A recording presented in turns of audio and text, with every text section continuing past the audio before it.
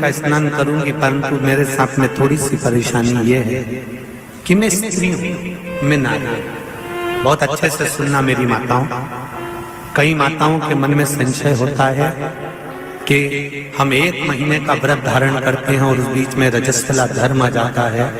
वो रजस्वला धर्म आता है तो हमारे महीने भर का नियम का क्या होता है? इस प्रसंग को थोड़ा ध्यान से सुनना।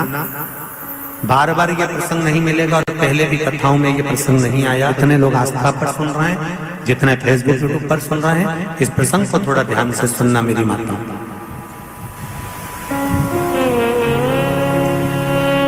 बहू ने अपने ससुर से कहा, पिताजी मैं कार्तिक के महीने के स्नान का नियम तो ले लेती हूँ। मैं कार्तिक के महीने, कोई माताएं कार्तिक के स्नान का नियम लेती हैं, कोई माघ महीने का स्नान का नियम लेती हैं, कोई चैत्र महीने के स्नान का नियम लेती हैं, कोई फागुन का लेती हैं, कोई बैसाख महीने के स्नान का नियम लेती हैं। कई माताओं की आदत रहती है, कई पुरुषों की आदत रहती है कि मैं 1 महीने तक कार्तिक का स्नान करूंगी। पर वो कार्तिक के स्नान में कुछ दिन ऐसे आ जाते हैं कि उसमें रजस्वला धर्म आ जाता है।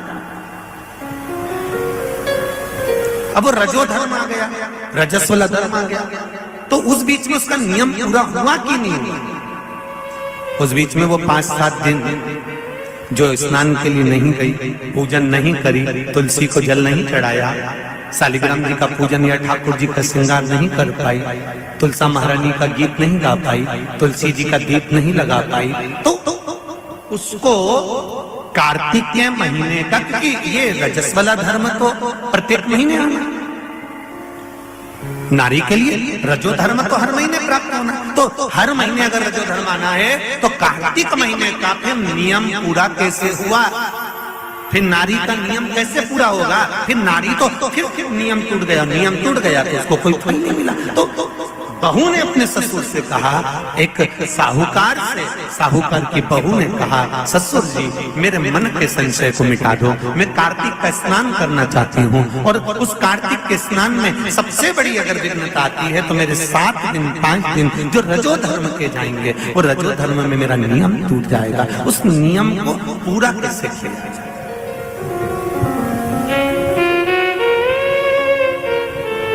वो नियम पूरा कैसे होगा?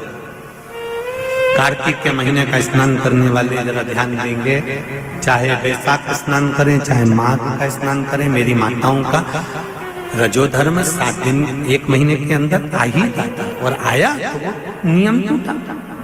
उस नियम को पूर्ण कैसे करा जाए? कहा, साहूकार ने कहा कि बहू मैं इतना विद्वान तो नहीं हूं, ज्ञानी तो नहीं हूं, पर मैं मेरे गुरु से इस बात को स्मरण कर रहूंगा। अब बहू को कार्तिक का महीना आ रहा है, कार्तिक के महीने का उसको इंतजार था, वो इंतजार में बैठी है। मात्र कार्तिक आने में 8 दिन बचे। अब देखिएगा जरा, आप में और उस बहू में क्या अंतर है। कार्तिक के महीने आने में 8 दिन बचते हैं तो आप पुताई चालू कर देते हो। बोलो सही है कि गलत है? कार्तिक आने में, दिवाली आने में जब 8-15 दिन रहते हैं तब तुम पुताई चालू कर देती हो, सफाई चालू कर देती हो, ये काम चालू कर देती हो, वो काम चालू कर देती हो। सारे काम तुम्हारे कार्तिक का महीना आने के समय पर चालू हो जाता है। और बहू सफाई नहीं पूछ रही, साफ सफाई पर ध्यान दे रही है, पर ऐसा नहीं कि साफ सफाई नहीं कर रही, पर उसका ध्यान वही कार्तिक के महीने के स्नान में लगा हुआ है। आज बहू 8 दिन बचे और बहू का भोजन छूट गया, उसका भोजन नहीं भाई लगा अंदर जाए। किसी चीज को पाने की जब तमन्ना होती है ना, तो खाना पीना छूट जाता है। बहू की नींद चली गई, उसको भोजन नहीं भागा, नींद गई, भोजन भाया, बड़ी दुखी। साहूकार को कोई मिला चाहे ना मिला, इस बहू की आंख का अश्रु तुलसी के क्यारे के पास गिर गया। तुलसी के क्यारे के पास आंसू गिरा, अश्रु गिरा। एक बात बहुत ध्यान देना, मेरी एक निवेदन करना चाहूंगा इस व्यासपीठ से। शादी की जल्दबाजी में 2 जगह पर दिया लगाना कभी नहीं भूलना चाहिए। शादी की जल्दबाजी में 2 जगह पर दिया लगाना कभी नहीं भूलना चाहिए।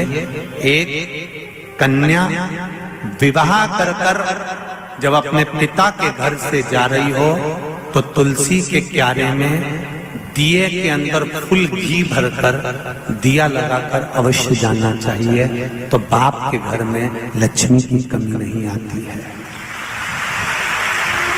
दूसरा दीप, लड़की डोली में बैठकर, गाड़ी में बैठकर जब ससुराल में पहुंचे, ससुराल की दहली में जब वो पांव रखे अंदर घर के अंदर सबसे पहले तुलसी के क्यारे के पास बहू को ले जाना चाहिए और मिट्टी का दिया पूरा घी से भरा हो और वहां पर दीप बहू के हाथ से लगवाना चाहिए।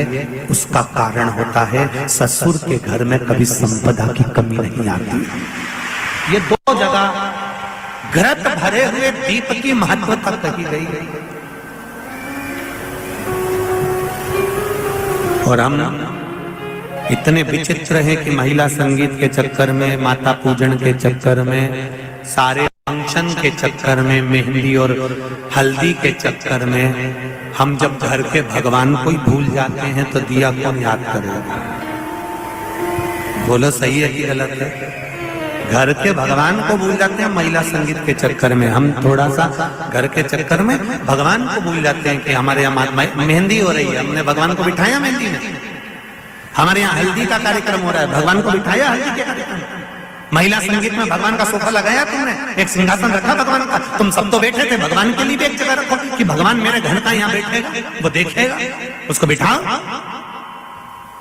नहीं, तो हम दिया कहाँ याद रखते, पर नियम बना लो। जितने लोग आस्था चैनल पर कथा सुन रहे हैं, जितने फेसबुक यूट्यूब पर कथा सुन रहे हैं, एक नियम बनाओ कि घर से बेटी ससुराल कर जब विदा हो रही हो तो पहले घृत का भरा हुआ दीप तुलसा महारानी में लगा होना चाहिए, और जब बहू घर में प्रवेश कर रही हो तब माटी के दिए में घी भरा हुआ और वो घृत भरा हुआ दिया तुलसा महारानी को लगना चाहिए। न बाप के घर में पैसे की कमी होगी, न ससुर के घर में कमी होगी, संपदा बढ़े। पर दिया कैसा होना चाहिए? उसमें घृत पूर्ण भरा, भले घी झलक रहा चले पर घी खाली नहीं होना चाहिए, घृत की पूर्ण।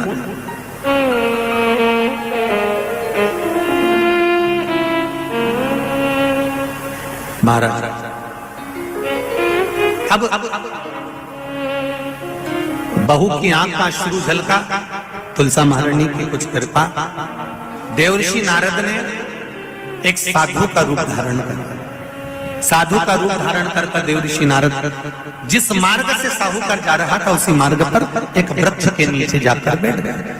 वृक्ष के नीचे बैठे और बैठते ही साहूकार ने देखा कि बहुत पहुंचे हुए बाबा लग रहे हैं, चंदन का तिलक लगा है, कंधे पर यज्ञोपवीत पड़ा हुआ है, बड़ी बड़ी जटा झूठ है, मुख पर कुछ तेज पुंज है, बड़ा प्रकाश दिख रहा है, रुद्राक्ष की गले में माला पड़ी हुई है, हाथ में तुलसी की माला धरी हुई है। और साहूकार ने जाकर हाथ जोड़कर निवेदन करा, बाबा जी, ओ बाबा जी, मेरे मन के संशय को मिटा दीजिए। बाबा जी ने पूछा, क्या बात है बाबा? साहूकार जी बोले, मेरे बहू के मन का संशय है। नारी जब कार्तिक के महीने का स्नान करती है, या माघ महीने का स्नान करती है, या वैशाख महीने का स्नान करती है, या चैत्र महीने का स्नान करती है, नारी जब पूर्ण 1 महीने का स्नान करती है तो बीच में जो रजस्वला धर्म आ जाता है, नारी 5 दिन 7 दिन जो काम नहीं कर पाती है, वो रजो धर्म के समय पर, रजस्वला धर्म के समय पर उसका 1 महीने का नियम खंडित हो जाता है। तो वो खंडित हुआ नियम पूर्ण कैसे हो, उसका वर्णन आप मुझे बता दीजिए। वो नियम मुझे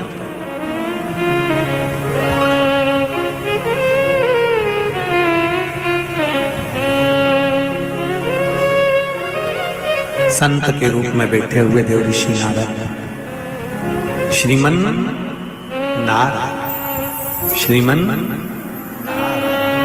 श्रीमन नारायण। 7 बार देवऋषि नारद ने नारायण नारायण नारायण नारायण कहा। कहने पर देवऋषि नारद ने बोला, सुनो साहूकार जी, सुबह के समय पर जब आपकी बहू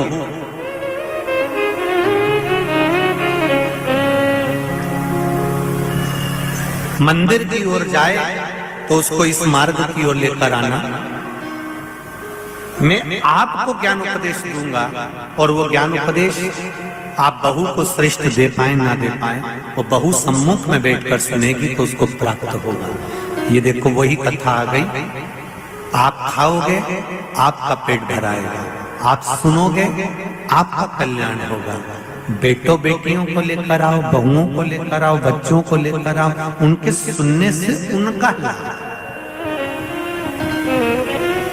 उनका लाभ।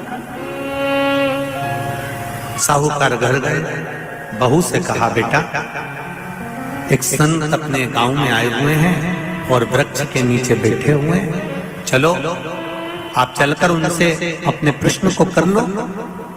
बहू ने भगवान का नाम लिया, स्मरण करती हुई बहू पहुंची और बहू ने जाकर तुरंत हाथ जोड़कर निवेदन किया, बाबा जी 1 महीने तक नारी कार्तिक का स्नान करती है, 1 महीने तक नारी माघ का स्नान करती है, 1 महीने तक नारी वैशाख का स्नान करती है, 1 महीने तक नारी चैत्र का स्नान करती है, बीच में अधिक मास का स्नान करती है। उस बीच में नारी का जो रजो धर्म आ जाता है, रजस्वला धर्म आ जाता है, उस समय पर नारी का जो करा हुआ व्रत है 1 महीने का, वो खंडित हो जाता है। उस व्रत की पूर्णता कैसे मानी जाए? तो उस समय पर देवऋषि नारद संत के वेश में थे। उन्होंने कहा कि बहू एक काम करो पुत्री, कार्तिक महीने के पीछे के जो 5 दिन 7 दिन पचवीगन के होते हैं, अगर नारी का रजस्वला धर्म बीच में आ जाता है तो पीछे के 5-7 दिन में से अगर एक दिन भी